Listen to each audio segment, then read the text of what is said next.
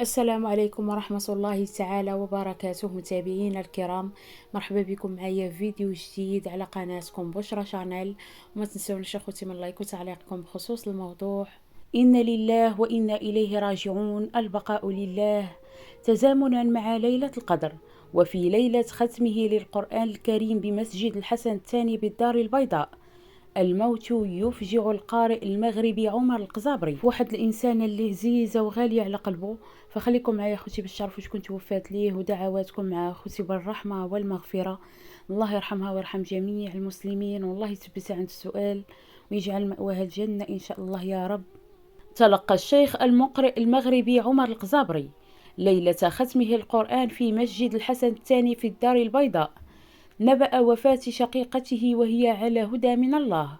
وذكر مصدر إلكتروني أن العارفة بالله الحاجة القزابري لبت نداء ربها في مقر سكناها الكائن بمسجد آسيف في مقاطعة جيليز بمراكش. وأفاد مصدر إلكتروني أن مراسم تشييع جنازة المرحومة بإذن الله ستكون اليوم الأحد بحضور شقيقها الشيخ عمر القزابري. وجاء في صفحة الشيخ القزابري: تلقينا قبل قليل ببالغ الحزن والأسى وبقلوب ملؤها رضا الله خبر وفاة أخت شيخنا عمر القزابري في هذه الليلة المباركة.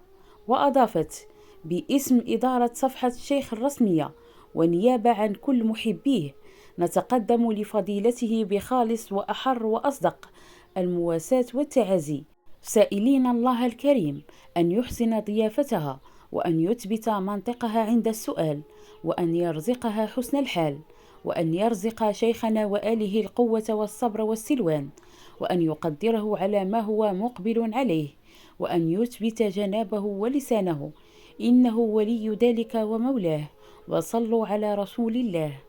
فإن لله وإنا إليه راجعون. وبهذه المناسبة الأليمة كنتقدم بأحر التعازي للشيخ عمر القزابري والعائلة ديالو.